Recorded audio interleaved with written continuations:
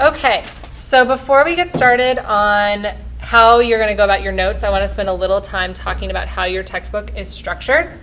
This textbook is the online version of the textbook. So if you have the paper copy, yours is going to look a little bit different, but you still need to sort of keep the same things in mind. So your textbook gives you a lot of clues about how to take your notes and how to organize your notes. So looking at this first page on chapter 4, look over at the outline. That's going to tell you the main sections of the chapter. This will be really important when you come down to organizing your notes. This textbook also bolds key terms,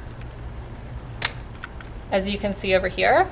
However, it doesn't bold all the important terms. So these are important, but there's other ones that are important too, so you should look at the key term list to make sure you're covering all of your bases. Also, textbooks sometimes have these fluffy sections that are in different colored paper and they're about sort of a different topic. Sometimes in textbooks, they aren't the most important things, but in your textbook, these essays are very important. Sometimes they talk about important pieces of information only in these sections and nowhere else. So you want to make sure you're reading them, but they shouldn't be put into your normal notes. For example, if you're reading along here, this is in the middle of a section about Native Americans, right? So then you turn the page, and then there's this essay about conquest by other means. But then you turn the page and you're back to talking about Native Americans.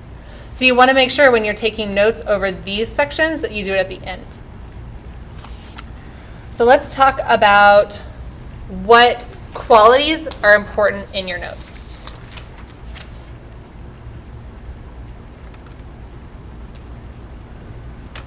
There are 4 things I really want you to pay attention to after looking at the notes that you turned in from your summer assignment. The first thing are titles and subheadings. You're going to be taking a lot of notes over the course of the year, and if you forget to title them and say what they're notes of, you're not going to remember 5 months from now. So it's really important that you title your notes, and I'm going to show you how to do that in a little bit. I also want you to use those subheadings, those things that I pointed to in the outline from your chapter. Those are also really important to add to your notes because it tells you where in the chapter the notes are coming from. Hierarchy of information. So basically by that I mean that not all information is equally important. That there's some pieces of information that are really important and there's some pieces of information that are supporting information.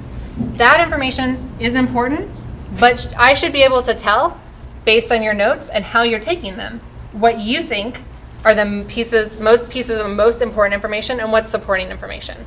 I'll also show you how to do that in a little bit. Number 3, I want you to identify key terms or key information. So I'm going to give you key term lists for each chapter, and you should be sort of like calling attention to those as you're taking notes. So when you look at your notes, you know where the key terms are mentioned in your textbook. And last but not least is the favorite teacher thing to say, put the notes into your own words. And the reason why teachers love saying this is because it really makes sure that you're understanding the information that you're reading. If you're not putting it into your own words, then you're not really understanding what you're writing down. So now I want to show you what that looks like when you come to take notes on your textbook.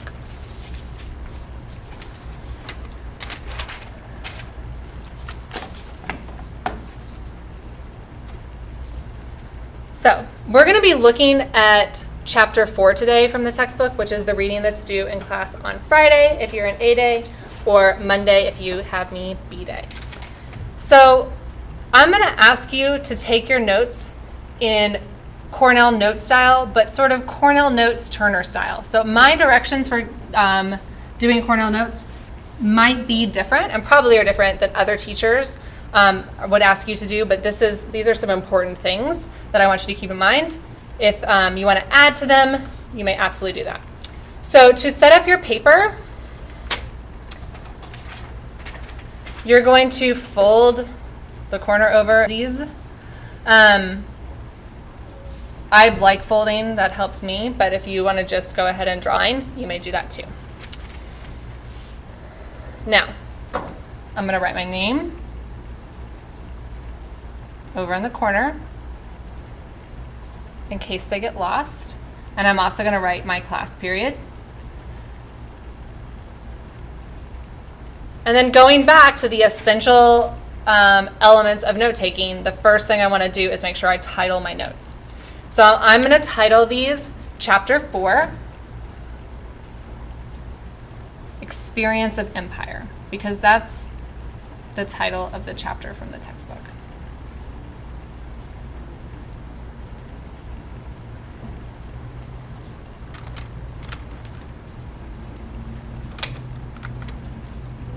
Then you're going to sort of label the two sections that you've created here. So the left section, you're going to label questions, and then the right section, or the larger section, is notes.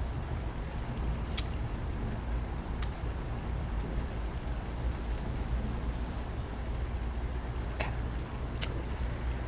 So I'm going to read through the first section of this chapter. Now, we haven't gotten to any of the subject headings that we've talked about.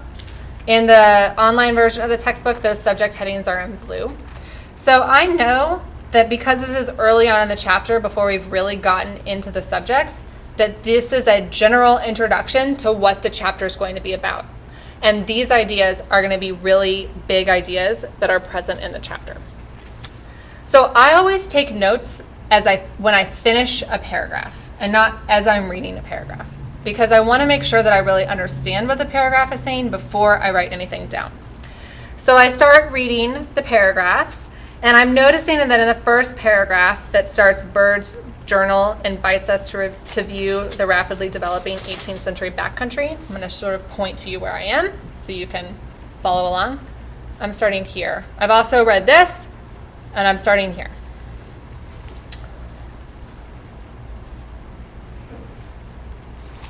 I can tell in this section that they're talking about the backcountry, and I remember that being one of the key terms that my teacher gave me. My teacher's name is Miss Turner. I remember that that's one of the key terms that she gave me, so I know that this must be important. So I want to make sure I'm paying attention to this part where they talk about the backcountry. So they're saying here that the backcountry has a lot of different people living in it from different backgrounds. So I'm going to write here, backcountry,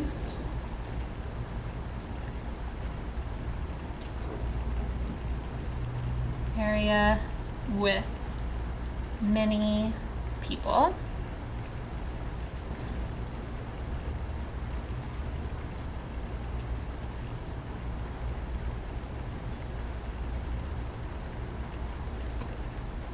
And you can see that I abbreviated a little bit. W with a backslash, that's a pretty typical abbreviation for with. PPL is a pretty typical abbreviation for people. And diff is a pretty typical abbreviation for different. I'm going to show you later what to do if you come up with an abbreviation that's not so normal and what you need to do. So then I keep reading, and I notice that it starts talking about how the population is growing, because there's a lot of immigrants coming from Germany and Scotland and Ireland, and also there's lots of slaves. So the big idea there is that the population in the colonies is growing rapidly.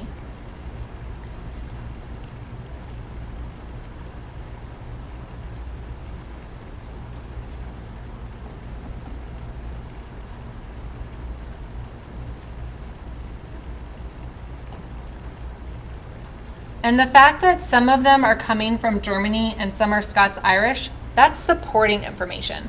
So I indented it a little bit on my paper because that will tell me that this piece of information supports the piece of information above it. So I'm going to write many German / Scots, Irish.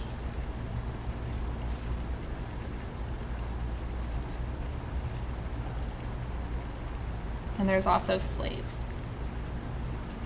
Now here, I abbreviated immigration, or immigrants. Because I may not remember what this abbreviation means months from now, I'm going to write key over here. So I'm going to write IMIG equals immigrants.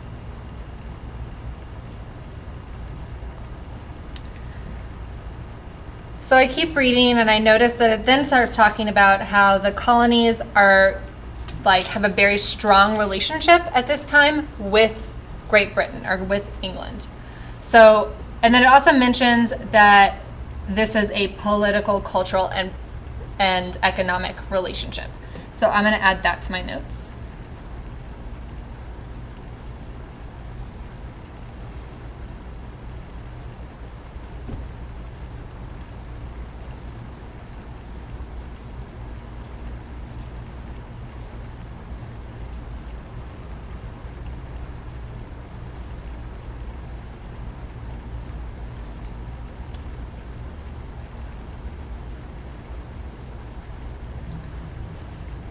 And then in the textbook, it gave me some specific information or specific examples of how this relationship was so strong. So it talks about how they imported goods from England, that they read English journals or newspapers, and that they fought in wars with the British. Not against them, but on their side.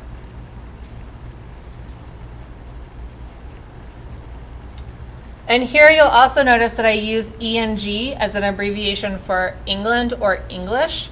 So I'm going to add that to my key over here.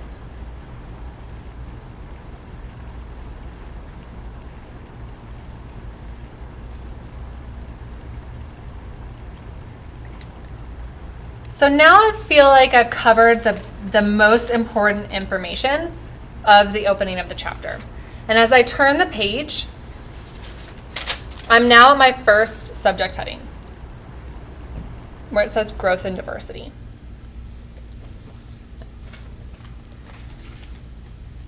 I want you to put the big subject headings on the left side. So I'm going to write over here, growth and diversity. Because these are big themes, and those should be called to your attention. And if you put them over here on the left, they will stand out. So when I start reading this section, it continues to talk about the population, and then it continues on talking a little bit about the backcountry. Now, I'm going to sort of switch the page so you can see what I've already come up with.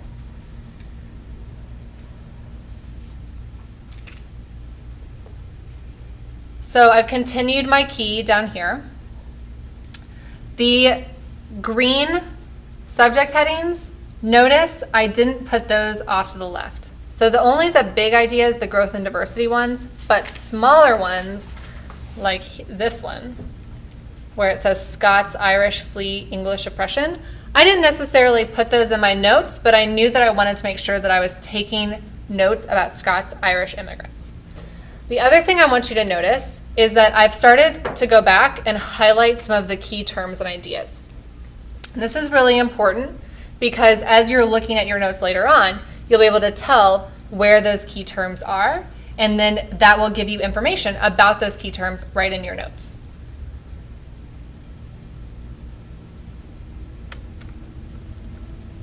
If you continue to do this system throughout the chapter, I am confident that you will really understand what you're reading.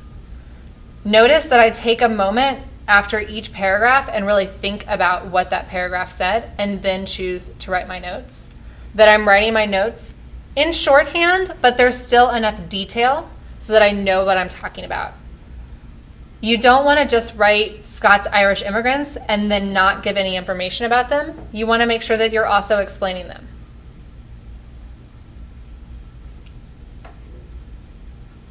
Also, notice that because I'm indenting where there's important information versus supporting versus even more supporting, that I can really tell what information is important that I need to pay attention to and how the information relates to one another. Please rewatch this video if you continue to have any questions. You may also come during my tutoring times to go over any of this. But happy note taking, and I will see you in class.